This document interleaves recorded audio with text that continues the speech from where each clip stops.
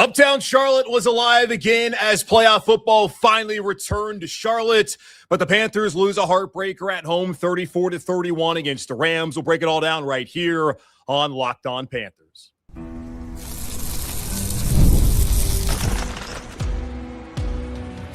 You are Locked On Panthers, your daily Carolina Panthers podcast. Part of the Locked On Podcast Network, your team every day. Welcome into another edition of the Locked On Panthers podcast, a part of the Locked On Podcast Network. I'm your host, as always, Julian Council, talking Carolina Panthers with you every Monday, Tuesday, Wednesday, Thursday, and yes, of course, Friday, your team every day. That's our motto here on the Locked On Podcast Network. Thanks for watching the show here on YouTube, where I am live, unfortunately, for the final time here inside of Bank of America Stadium. You can listen to this podcast wherever you listen to your favorite podcast. Today's episode of Locked On Panthers is brought to you by FanDuel. FanDuel is officially in playoff mode every game day during the NFL playoffs. FanDuel is giving customers even more ways to get in on the action. Visit FanDuel.com to get started. The Carolina Panthers 31. The Los Angeles Rams 34. The Panthers lose a heartbreaker in the wild card round here inside Bank of America Stadium on this Saturday evening. And what a game. Honestly, what an awesome game and a joy it was to be able to cover this entire week, to cover today, just to see the city finally back alive. It's been a long 8 years in between playoff stints for the Panthers. It's been a long decade since the Panthers last got a chance to play in front of you, the fans, and in this stadium in January. And what an atmosphere it was. There's been a lot of things that have changed, a lot of things that have gone wrong, a lot of things that have gone good and recently for the Panthers to be in this position. So first and foremost, I want everyone to take a step back, reflect on what this journey has been like over the last 7 years of them not going to the playoffs and finally making it this year. All the ups and downs of the season, all the tears, all of the frustration, all the broken furniture. What an awesome night this was, even with this result. Like, I really hope that you can take a step back and recognize how far they've come, even if obviously they're not there yet and they have still a very long way to go to be the team that everyone wants them to be and to finally bring a Lombardi trophy here to the Queen City. But they're on the right track. And you saw that tonight. And first and foremost, I want to highlight what Bryce Young and Jalen Coker did in this game. Got a lot of questions after that Saints game about Bryce and whether the Panthers should move on from him and how he could come back and be the starting quarterback in 2026. And I told everyone back then, let's just wait to see how he performs in the final month of the season before making any sort of determination of whether Bryce should be the guy next year and beyond, whether it be with the fifth-year option or an extension. And that next week, he threw for 448 yards against Atlanta. Cam Newton didn't do that. Jake Delhomme didn't do that. The best passing performance in Panthers history. Now, that next week against San Francisco, we saw a lot of the same Bryce with the turnovers and the frustration in the passing game. But I really feel like in these final 5 games, against New Orleans, against Tampa, wasn't great against Seattle. We understand that. I thought he was good last week against Tampa again. And then tonight, you saw how this guy can be someone who can help this team win these exact kind of games. I don't think Bryce Young at all was the problem. He was the reason, one of the 2 biggest reasons this Panthers team was even in this game tonight when they got up to about the worst possible start tonight. So many miscues in the first half. If you look at it, they had the turnover on downs on an opening drive, and I had no problem with Dave Canales doing that. We go back to what happened in week 13. They were 3 for 3 on third down, 2 of those, a deep ball to Jalen Coker, a deep ball to Tedero McMillan, 4 touchdowns were the big difference in that game. I had no problem with them going for it. They didn't get it. The Rams scored a touchdown.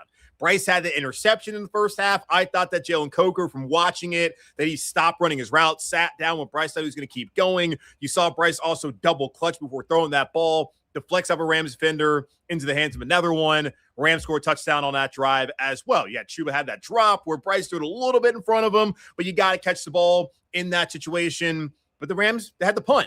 And you also look at them off pump by Trevor Etienne. The second time that's happened here at home happened back in week 3 against Atlanta, and that blowout win. The Rams end up turning the ball over on downs, and Sean McVay decides to not kick a field goal to go up 20-7, and instead had that game at 17-7. And Carolina, of course, was down 17-14 at the half and very much in this game. So I look at what Bryce did, and I thought that really he played well. And this is what you wanted to see out of your quarterback, where they gave up Christian McCaffrey to get assets so that they could make that trade with Chicago to get up to number 1. And then they also gave up DJ Moore in that same breath. And they didn't have anything around Bryce in year 1 on the offensive line or at receiver. It got better last year at the offensive line, but still didn't have the receivers. And for the most part this season, it really felt like it was only T-Mac. Jalen Coker made some plays as well, and it all culminated to what we saw tonight, where 9 receptions, 134 yards, and a touchdown, the best game of Jalen Coker's career. I thought that he was excellent. And that connection that these guys have built over the last half of the season is so important going into next year. Bryce overall tonight was 21 of 40, 264 yards. And I thought going into this game that Dave Canales could not coach scared as the offensive play caller. He had to allow Bryce Young to be Bryce Young. I'm very much at the position where I think that Bryce can play. He has shown us enough, at least for me, to believe this guy can get it done. It's just, will the coach, Dave Canales, will he trust in him and allow him to throw the ball down the field? And you saw when Carolina got to a terrible start, Bryce was able to escape a sack, rolled out to the left, found Jalen Coker down the field for 15 yards. Next play, goes a dart to T-Mac for 14 yards, finds T-Mac again for 22 yards. Carolina punches in from 1 yard out with Chuba Hubbard. Later on, Bryce to Jalen Coker down the sideline for 37 yards to get to LA 16. He has an amazing scramble, jukes the mess out of the Rams defender, gets into the end zone, showing that toughness and showing how his legs have been such a key part to the second half of the season. Also, the 52-yarder on that crosser to Jalen Coker, who shows the speed to get down the sideline, and then that final throw and catch, man. We've seen a lot of great throws with Bryce to Coker this season. None better than that one in the same corner of the end zone. I used to sit there with my dad, and Coker's catch over the shoulder like a center fielder, kind of Willie Mays-esque, was incredible. So those two guys, I just want to shout them out before we have any other conversation, because those dudes deserve your respect. They deserve all the flowers for how they performed tonight, and that should encourage you with this passing game that has been suspect at times. Go just 2 weeks ago, 16 yards in the first half, 54 yards total against Seattle, to what they did tonight. I'm encouraged by that. I think you should be too. But obviously, the frustration for a lot of fans is going to be what happened on that final defensive drive. For the Panthers to go up 24-20, then to give it right back, to go back up, and then to give it right back. Obviously, amazing theater for all the people out there, because we know all week long, Vegas had Carolina as 10.5-point underdogs at home. They didn't learn anything from the Green Bay game, didn't learn anything from last time they played the Rams and won that football game. And this Rams team still, to me, does not look like the Rams team that arrived to Charlotte back in week 13. I thought that was the best team in the NFL back then. Looking at them now, certainly they're lucky to get away from this game, and with a win, I don't think LA is going anywhere after this. And I don't think that speaks necessarily like Carolina. Carolina is obviously a team that has improved to the point where on this stage, a lot of young guys like Bryce, like Jalen, made big plays. But that Rams team is really, at this point in time, not all that impressive. And I'm not saying that to take anything away from what Carolina was able to do tonight in this game. But, man, there's been a lot of questions about Ejiro Evero.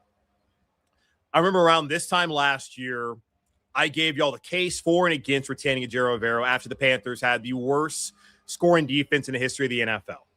Granted, with a 17-game season and a defense that gave over 3,000 yards rushing. I gave the case for and against why he should be back here. And the main point for was that Dave Canales believed in the scheme, believed in Ejiro, and felt like very clearly if it's not the scheme, it must be the players out there, whether it's the talent level or the lack of execution. And he brought back Ejiro for a final year. And it did not get off to the greatest of starts there in Jacksonville or in the first half in Arizona. And it got better, and it got bad. And it got better, and it got to right back around the same standard. And all around, it was far superior this year than it was a year ago. And that helps when you have Derek Brown for a full 18 games like they had this year, when J.C. Horn is healthy all season for the second year in a row. Mike Jackson continuing to improve. And there's other areas on this roster that have to improve. But it does not make you feel any better that this team had a chance to win. About 2.5 minutes left. Very clearly, what the Rams had to do is score a touchdown. When you're up 4 points, you feel pretty good about that. Now, LA had all 3 timeouts and the 2-minute warning, and the MVP favorite in Matthew Stafford throwing to Devontae Adams and Puka Nacua. We know all of that. But the way that drive was defended really feels like it's indefensible for Ejiro Evero when looking back at this game. Now, you go back to week 13, the Panthers pressured Matthew Stafford a grand total of 4 times. 4 times. Tonight, they got 10 pressures on him, and they pressured him on 23% of his dropbacks, which is one of the best games the Panthers have had in terms of getting pressure on a quarterback, especially of that caliber, all season long. So it wasn't like they weren't able to do that. Now, the thing to understand, though, is that they blitzed 20% of the time as well. Or, sorry, 30% of the time, which is more than what LA did in this game. And Matthew Stafford is great against the blitz. And Dave Canales mentioned that when talking to us after the game, that the Rams started to pick up those blitzes, that Matthew was starting to make some of those plays. So they decided that they were going to stand back and play in coverage on the final drive. And they did that knowing that J.C. Horn, who collided with 3 different guys and tackling Puka Nacua, was in the injury tent being diagnosed or at least tested for a concussion, which he was able to return while Claudin Sherlis did. So that tells you everything you need to know about that situation with JC, which certainly is a concern, I think, heading into the offseason to have 2 of those in the last month and a half of the season. So JC was not out there. Yet they decided we're going to play back in the zone. This is a team that plays some of the most zone in the NFL this season and over the last couple of years with Ejiro Evero as their DC.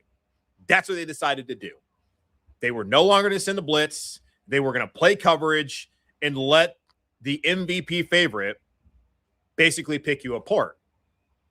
Now, heard several different commentaries of the situation from guys in the secondary. Nick Scott said, quote, well-executed drive, good calls. Guys were playing their assignments and getting guys on the ground. One thing that we didn't want to do is be overly aggressive and the ball starts flying too far down the field. So I think guys did a good job of just doing what was required in the last play there, just made an excellent play.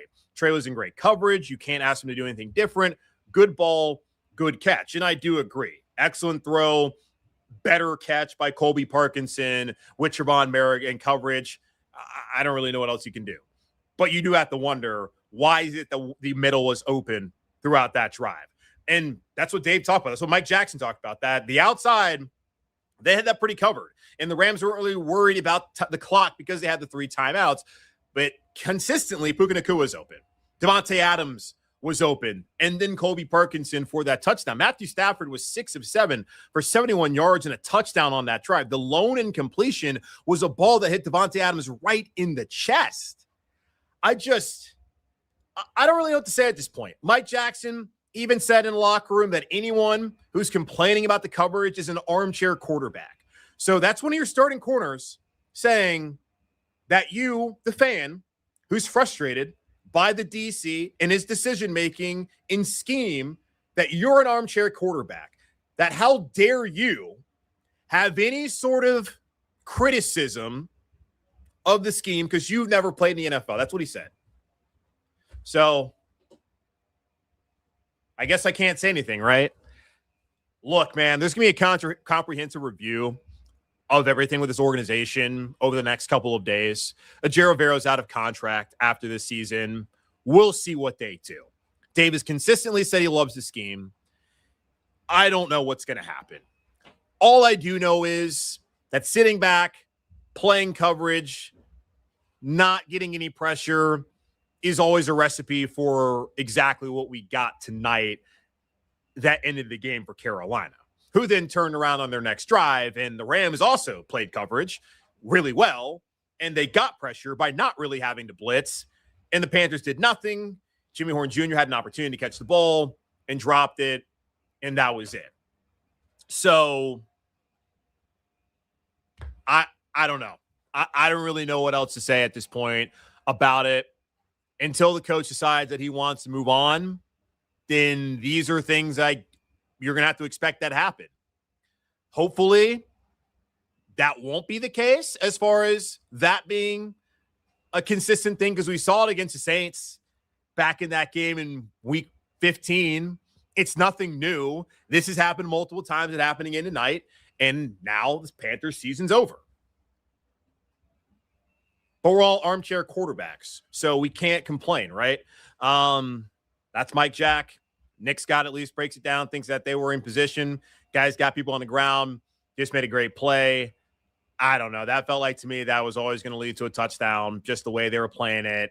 And, yeah, it's hard to blitz Matthew Stafford. I think one of the biggest overarching issues is this team has 0 pass rush. They're going to finish last in the NFL in pressure percentage. They already did in the regular season, so I guess that stat's over with.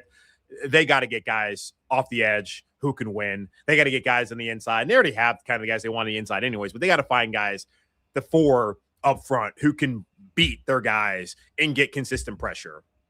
And that will come, I suppose, of time and age for Nick Scorton and Prince Mielen, and maybe when Pat Jones becomes back next season, or if they add somebody, but that's killing them. Because, yeah, it's cool you can play coverage, but you got to be able to get pressure. We saw what the Rams were able to do in that final drive. We saw what Carolina was able to do. And maybe the scheme was similar. I don't know. But it wasn't good enough to win this game. And that's certainly something that's going to sting a lot of fans. And I think, obviously, those guys in that locker room after losing this one 34-31. We'll take a quick pause and come back and react to more of what we saw tonight as Robert Hunt made his return and had to battle through some things tonight. We'll talk about that here in just a moment on Locked On Panthers. This episode is brought to you by Prize Picks. Whether you're starting a new routine or jumping into player projections for the first time, trying something new can feel like a challenge. But with Prize Picks, it always feels good to be right. With high-pressure football matchups every weekend and elite hoops action almost every night, the action never slows down, and Prize Picks lets you stay in control. Prize Picks is the daily fantasy app that makes watching sports even more exciting by letting you build lineups based on player projections.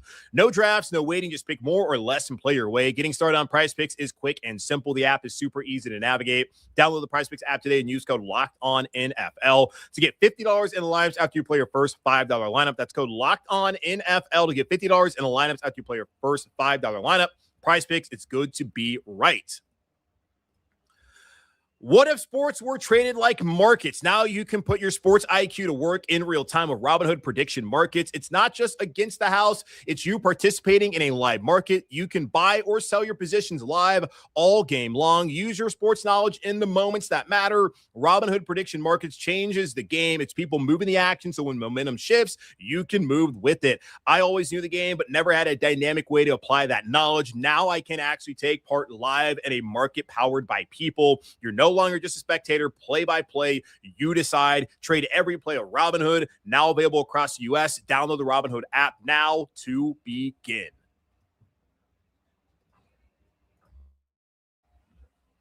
The Panthers lose a heartbreaker at home in the wild card round against the Los Angeles Rams 34-31, a game that certainly was winnable. I remember at halftime, went up to our guy Jay Stu, asked him how he was feeling. He's like, I feel like we're going to win this game. And I felt like at halftime, too, the Panthers were in a great spot, considering, like, look, man, looking at the possessions, that first half, they turn over on downs, Rams score immediately. Punt, Rams punt, that interception where Jalen breaks off his route, touchdown, Carolina gets a touchdown, Rams get a field goal.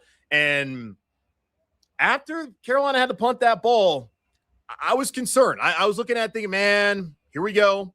They go 3 and out, worst possible time, need to find a way to bounce back. And then LA, they go for it, don't get it. Like, that was a key piece in that first half. Sean McVay making that decision to not put the thicker kicker Harrison Mevis out there, instead to go for it, and kept Carolina in this game in the first half going into halftime. And I thought overall this team gave great effort. Certainly plays they want back, calls the coaching staff wants back. All around a fun game. Like, I got somebody who sent me earlier this week, Marcus Spears, who I love watching Swagoo on ESPN on NFL Live, but he was just laughing about the Panthers having no chance, and Amina Kynes coming on after. I also have a ton of respect for what Mina does. And she's saying, like, let me try to sell the Panthers. Like, damn, like, try to sell me the Rams from what we had seen this season. Like, I was doing a live stream pregame show at WCNC, and I looked at it. All right, the Rams are more talented. They have better playmakers. They have the experience. But what I've seen from them, what I've seen from this Panthers team, even I know the last 2 weeks haven't been great, I just felt gut feeling this game was going to be Carolina's. I said 30-27. It was looking pretty close to that when they're up 31-27. And they were in this game. They were competitive. And it's not any sort of moral victory thing. For fans, you can take that. Players, I think they'll look back on the season with pride. And they certainly showed that being in that locker room today. I didn't see, maybe, obviously, it's a while before we get in there after Dave's addressed the team. And I'm sure there was emotions, but I didn't see any tears. I didn't see anybody just completely distraught after that. And there's plenty of guys who just got out of there. But, man, it was a fun game. It was a fun year. It wasn't boring. Like, there's been so many times where it's just like, this team stinks. And, like, I hate having to talk about this. It's depressing. But that wasn't the case this year. So I thank them for that. And I thank y'all for tuning in, of course. But looking at the rest of this game, the offensive line injuries, they've been a question, or really a story all year long. You look at Carolina, they have played 12 different offensive line combinations in their 18 games this season. And the fact that they even got to this point again with that. And today was the first time they got their best five out there. Ekwonu at left tackle, Damian Lewis at left guard, Cade Mays at center, Robert Hunt at right guard, and then Taylor Moton at right tackle. And I can't believe that Robert Hunt, a dude who ruptured his bicep tendon back in week 2 in Arizona, was able to come back and play in this game. And he was battling through some things. I asked him in the locker room, what did you go through to get here tonight? And then what'd you go through tonight? And he told me that a lot of things that he'd had to rehab to fight for this moment. But he said that apparently early on in the game, he felt his right pec pop. Now, he says he does not think that it popped off the bone, so he was able to go back in the game. Maybe it did, maybe it didn't, but that guy went out there and basically played with one arm in the second half after missing 3 drives there in the first half with Austin Corbett going in there. So shout out to Rob Hunt, a dude that they gave $100 million to back in 2024, their first free agency move. I remember Panther fans being real antsy because the Panthers right at 12:01 didn't have a move announced, but then a couple hours later went out there and addressed their biggest need, which was the interior of the offensive line, and signing Robert Hunt. I think Rob, when he's been able to play, has obviously lived up to that deal so far. And to go out there tonight and to play and just be a warrior, like, a ton of credit to that dude for doing that. And the tough thing too is, like, you finally feel like you're healthy on the offensive line. Finally got the guys that you want out there. And Ekwonu goes down on that second drive. And Dave Canales told us after the game, he believes that it's significant. Think back to a couple weeks ago, Ikem was not able to play. I believe it was the game against, it's either Tampa or Seattle, was not able to play in that game with a knee injury. He was holding his right knee, had a pretty big brace on it, saw him in the locker room, was on crutches. That's going to be a concern going in the offseason. The hope is it's not going to be an ACL. Locker room clean out is on Sunday. There's 300 of you watching this live. I don't know how many of you are going to listen to this or whatever before that, because it's going to be like 9 a.m. tomorrow is when we're going to be talking to the players again. So in less than 12 hours for me, maybe we'll get more of an indication of what the significant injury is, but it's a knee, and that's not great for Carolina as they exercise fifth-year option. He's going to be playing on that next year. This would have been a conversation for them and still can be of what they want to do extension-wise. But as we saw with Austin Corbett couple years ago, it takes a while, and you don't get the same guy back that you had before, at least for that first season. So that is definitely not great news for Carolina heading into the offseason. And one other thing I want to point out too, special teams wise, I thought Isaiah Simmons, like, think back to, it's the pandemic, it's 2020, it's draft night, and there's a lot of people conversing about whether it's going to be Derek Brown or whether it's going to be Isaiah Simmons out of Clemson.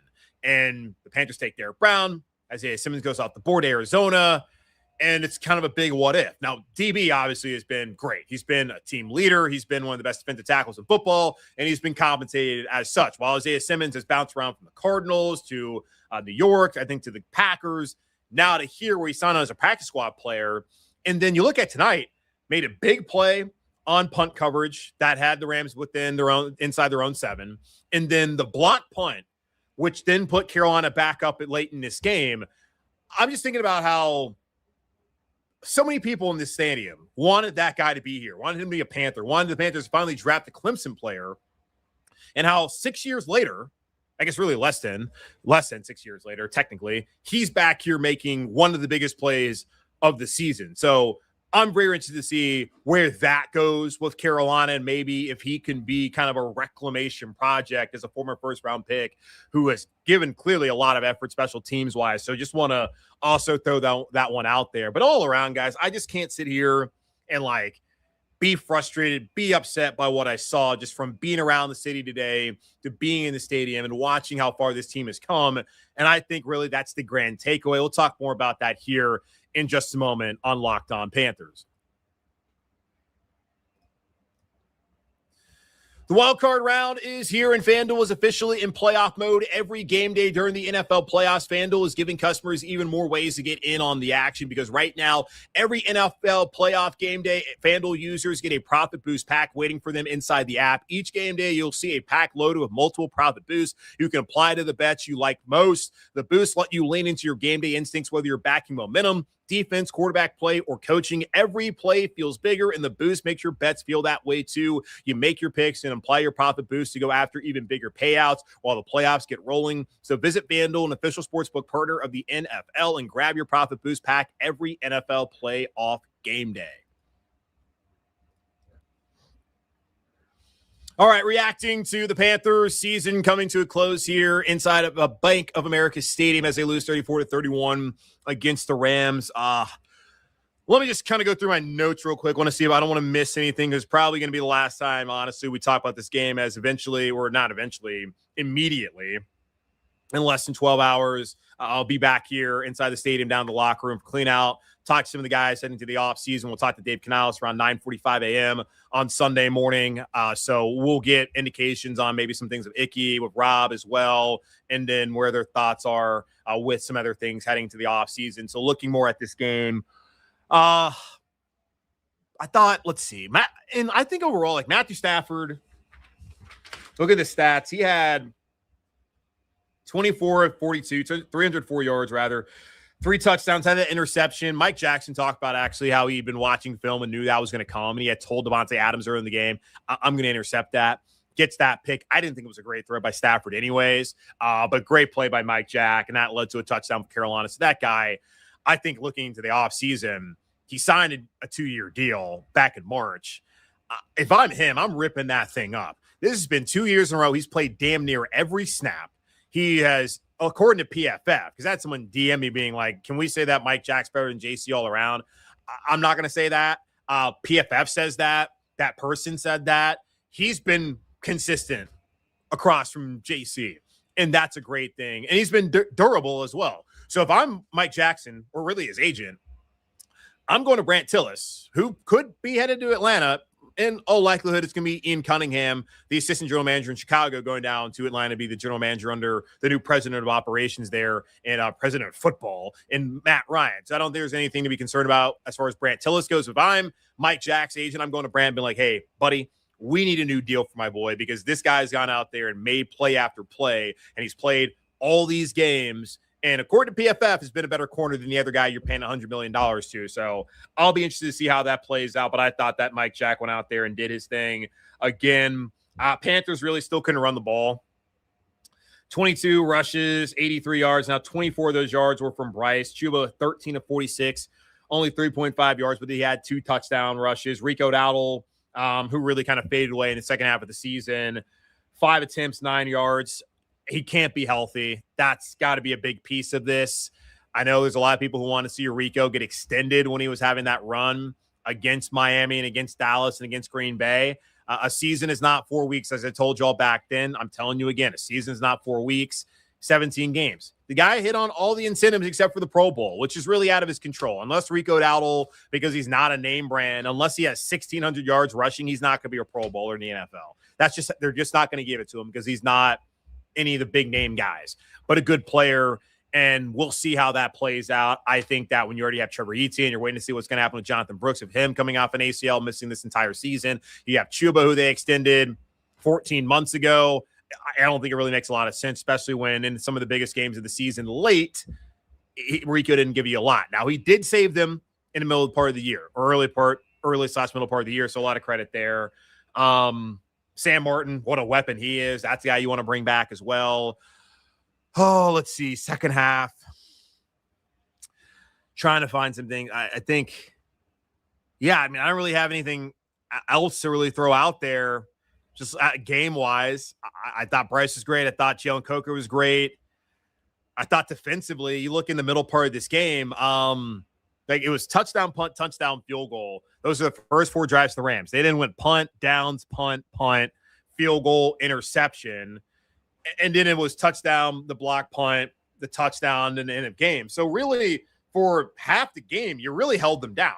It was just the beginning part, and unfortunately, like the end, 2 of the last 3 drives where LA was able to get that advantage and to win this game. And I think a lot of it obviously has to do with experience, but also just schematically what was called on that final defensive drive and then what Carolina was not able to do offensively under final offensive drive. But main takeaway from today, you got a quarterback, I think, that you continue to build around.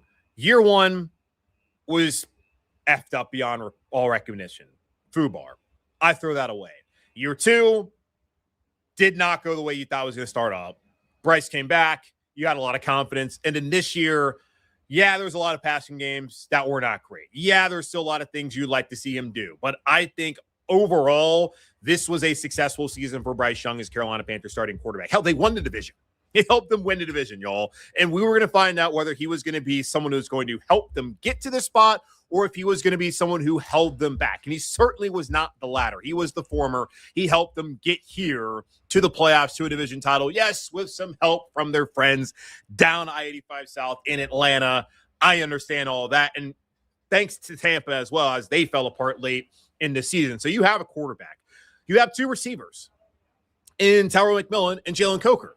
Outside of that, you have no pass catchers. So in the offseason, figure it out. Tight end, there's guys you like in that room. I think it's going to be the same. Maybe they add somebody else as a 4th tight end, but it's going to be Tommy. It's going to be Mitch. It's going to be JT, who I think had a disappointing season this year, and we'll see how he recovers from his injury.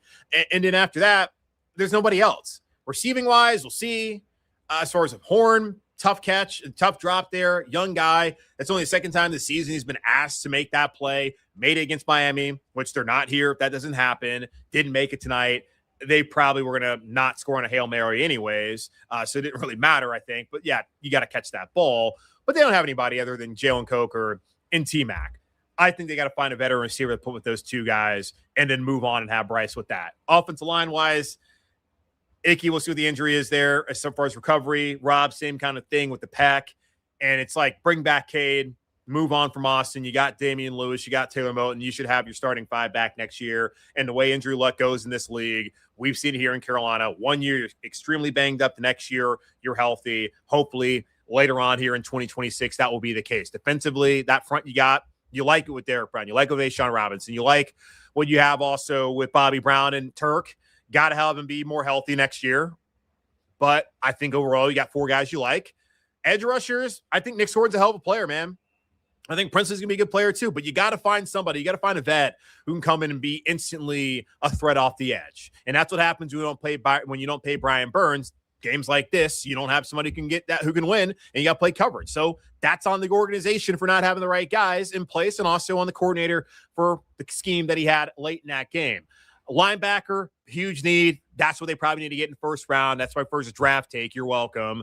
Secondary, you got Trevon Merrick coming back at Lathan Ransom. We'll see what happens with Nick Scott.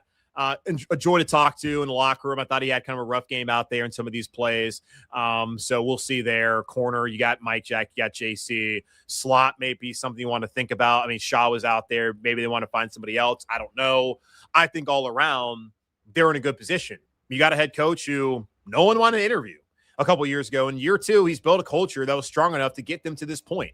Is he the greatest play caller in the world? No, but at least tonight it made you think, okay, maybe Dave can get it right. But again, a comprehensive review needs to be done. Whether they would have won the Super Bowl or won this game or not, missed the playoffs, gone 0-17, comprehensive review need to be made of this organization no matter what the result was once the season ended.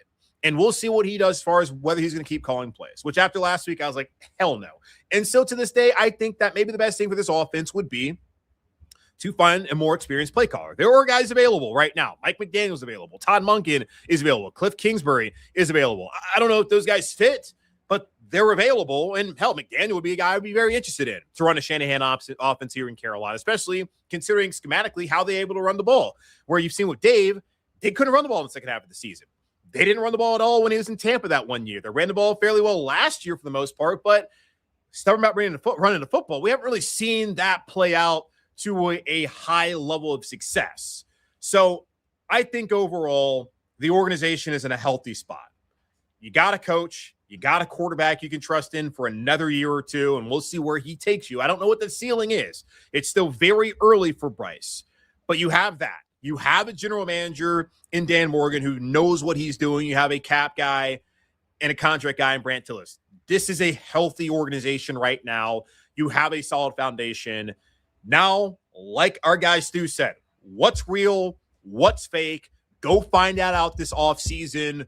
But what a damn day for the city of Charlotte to have playoff football back again, to see the smiles on people's faces. It didn't rain, so all the people were like, I don't want to pay $200 to go sit in the rain because, I mean, God, so soft. So soft. And I say this as a guy who made no money back when I was at ESPN like a decade ago, flew my ass down here, paid the money to go see the Tar Heels, sitting in a sea of orange. So I'm not sitting here as a guy who's in the media getting to go for free. I've done this as a fan where I've tried to go see my team. So I just don't really want to hear people complaining about I don't want to spend the money when your team had been in the playoffs in a decade. Like, get out of here with all that. That was BS. The people who showed up, though, great crowd. Appreciate every single one of you did, and every one of you who watched the show throughout the season, who's watching right now. Appreciate all of that. I think good times are still to come for the Panthers. Much better times even what we saw this year where, hey, they went 8-9 and they lost in the first round, which, look, probably to be expected. You rather not lose your final 3 games. I understand all of that. This was a positive step forward. Good foundation. Great to see this. And as Derek Brown said, this is the new standard.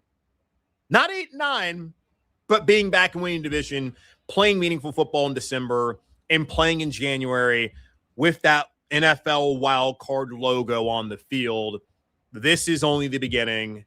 So I hope you guys have enjoyed the ride so far, and buckle up because it's going to be even more fun, I think, moving forward for the Panthers and for the entire city of Charlotte, the region here in the Carolinas, and wherever you may be across the world. So again, the Panthers fall at home, 34-31, ending their season in the wild card round against the Los Angeles Rams.